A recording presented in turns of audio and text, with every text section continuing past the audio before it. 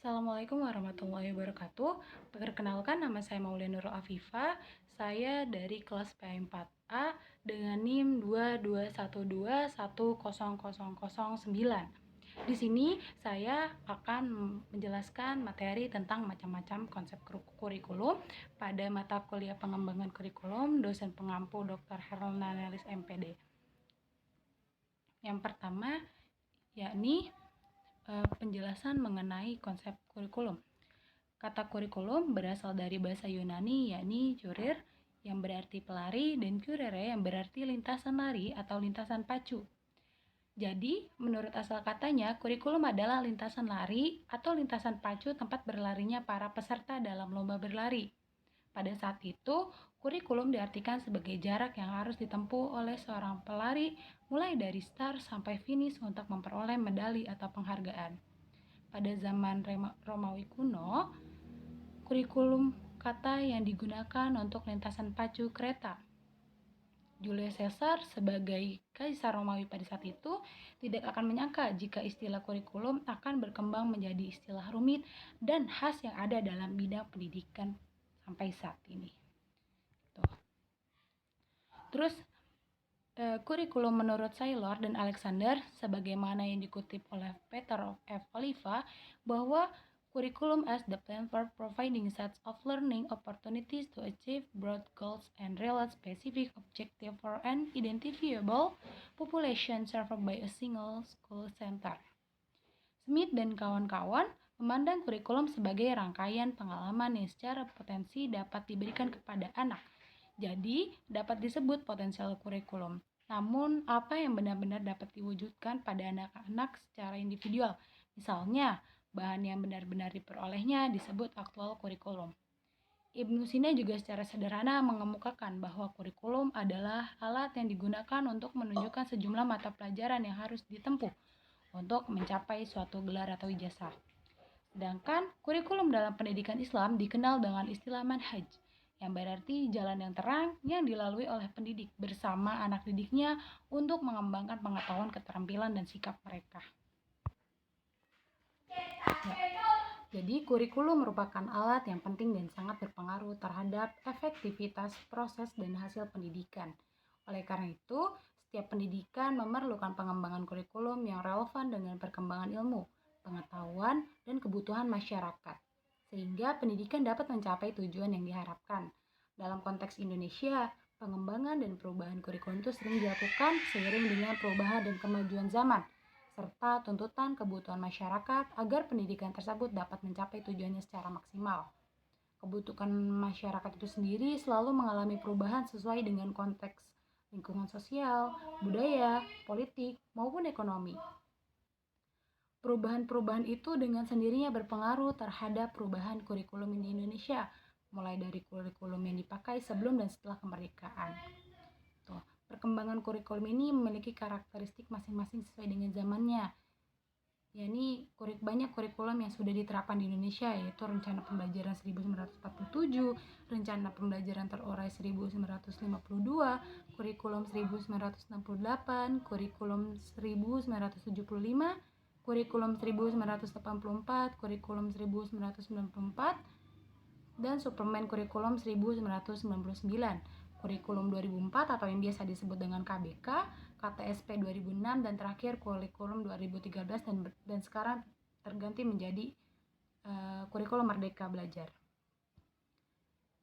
Setiap dari perkembangan kurikulum tersebut memiliki ciri khasnya masing-masing ataupun karakteristiknya masing-masing sesuai dengan zamannya, namun terdapat persamaan yakni dari segi tujuan, metode. Ya.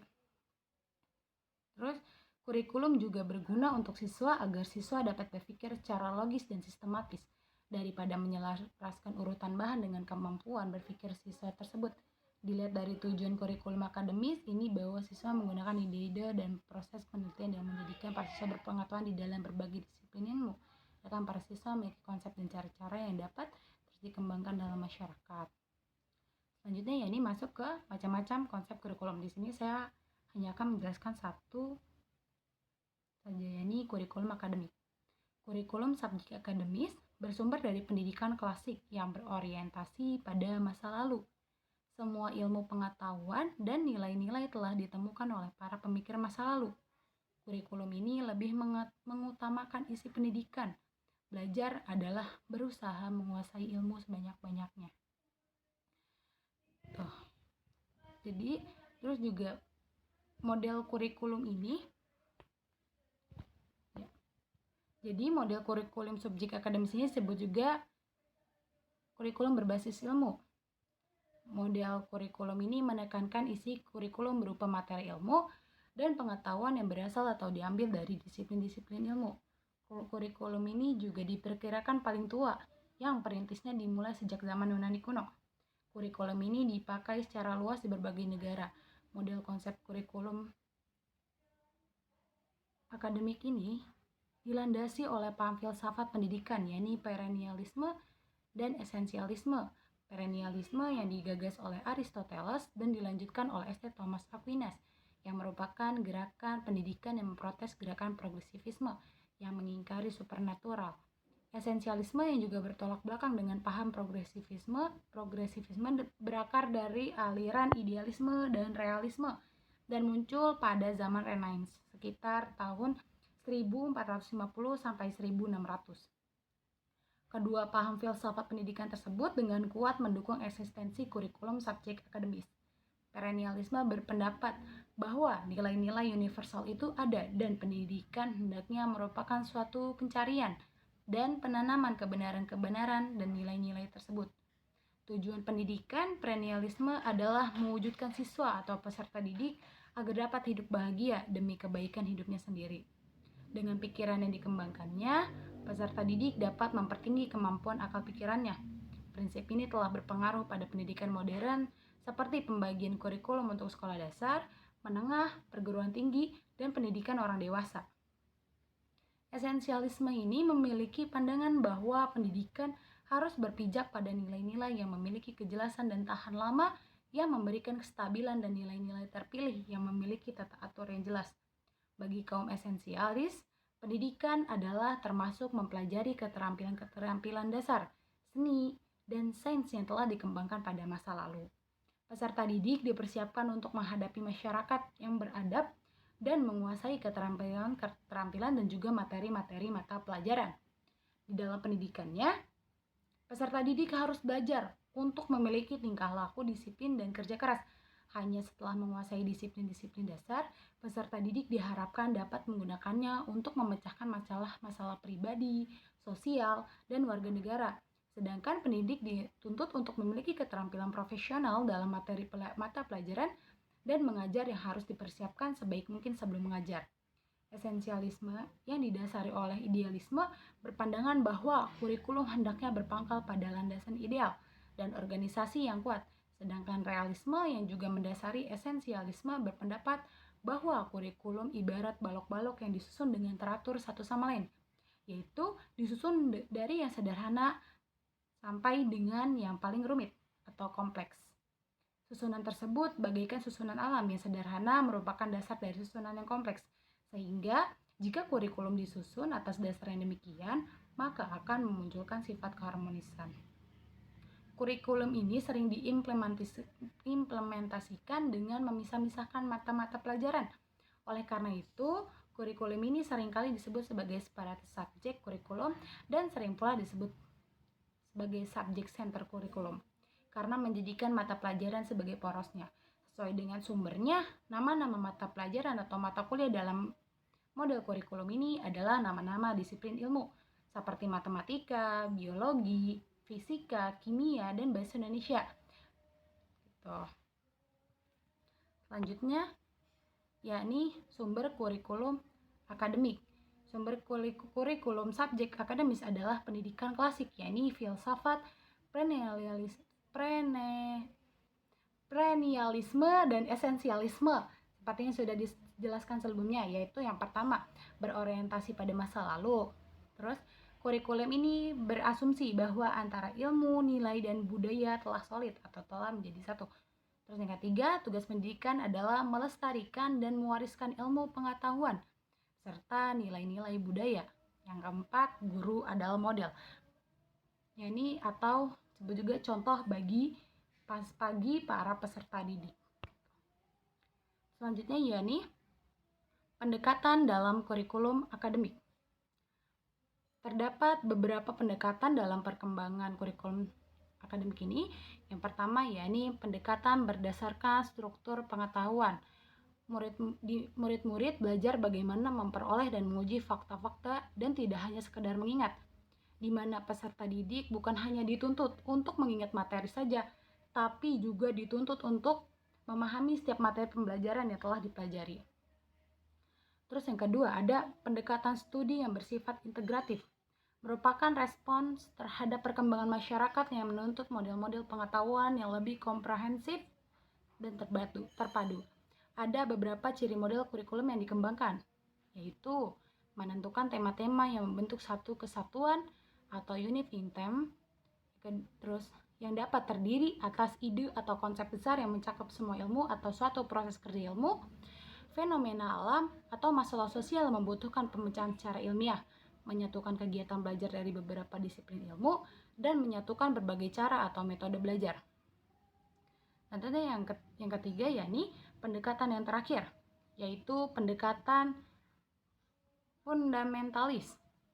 Pendekatan dilaksanakan pada sekolah-sekolah, mengajar berdasarkan mata-mata pelajaran dengan menekankan membaca, menulis, dan memecahkan masalah-masalah sistematis. Contohnya kayak mata pelajaran membaca, menulis, berhitung. Terus mata pelajaran lain dipelajari tanpa dihubungkan dengan kebutuhan praktis atau kebutuhan sehari-hari. Tuh. Selanjutnya yakni ciri-ciri kurikulum akademik.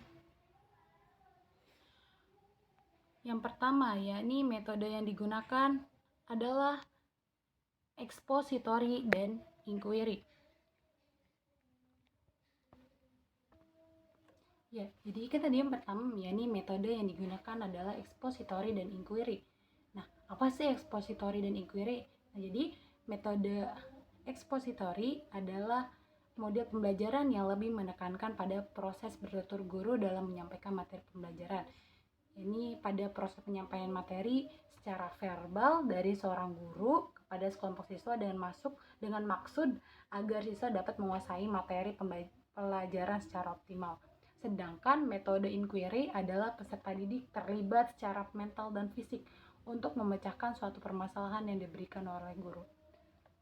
Terus yang kedua yakni ada kurikulum yang menekankan isi atau materi pelajaran. Materi pembelajaran yang penting yakni yang pertama ada correlated curriculum.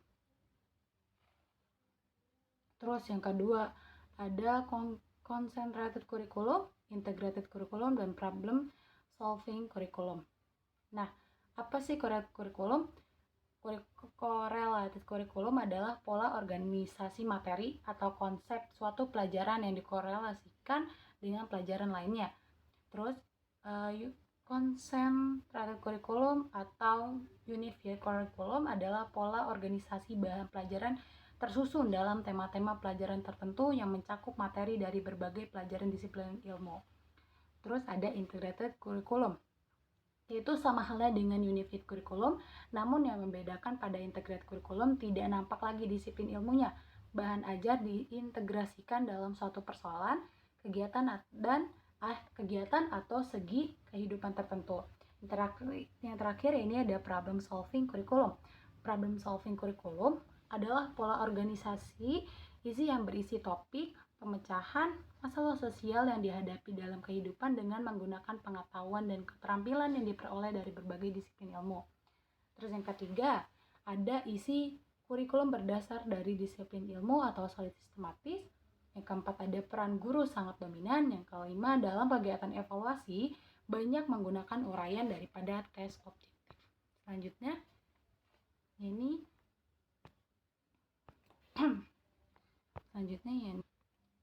saran untuk mengatasi permasalahan kurikulum akademik. Yang pertama, mengusahakan adanya penguasaan yang menyeluruh atau komprehensif dengan menekankan pada bagaimana cara menguji kebenaran atau mendapatkan pengetahuan.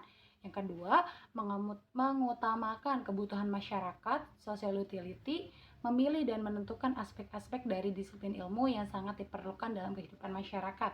Yang ketiga, menekankan pengetahuan dasar, yaitu pengetahuan yang menjadi dasar atau prerequisite bagi penguasaan disiplin-disiplin ilmu yang lain. Materi terakhir yakni penyesuaian mata pelajaran dengan perkembangan anak. Para pengembang kurikulum subjek akademis lebih mengutamakan penyusunan bahan secara logis dan sistematis daripada menyelaraskan urutan bahan dengan kemampuan berpikir anak. Umumnya kurang memperhatikan bagaimana siswa belajar, melainkan lebih mementingkan susunan isi atau apa yang dipelajari.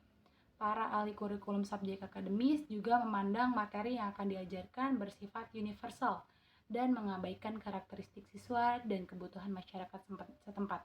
Namun, seiring perkembangan, kelemahan-kelemahan tersebut dapat diatasi dengan melakukan beberapa penyempurnaan. Yang pertama, untuk mengimbangi penekanannya pada proses berpikir, mereka mulai mendorong penggunaan intuisi dan tebak-tebakan. Kedua, adalah upaya untuk menyesuaikan pelajaran dengan perbedaan individu dan kebutuhan setempat. Dan ketiga, dengan memanfaatkan fasilitas dan sumber yang ada pada masyarakat. Sekian penjelasan dari saya. Bila ada yang kurang, mohon maaf. Wassalamualaikum warahmatullahi wabarakatuh.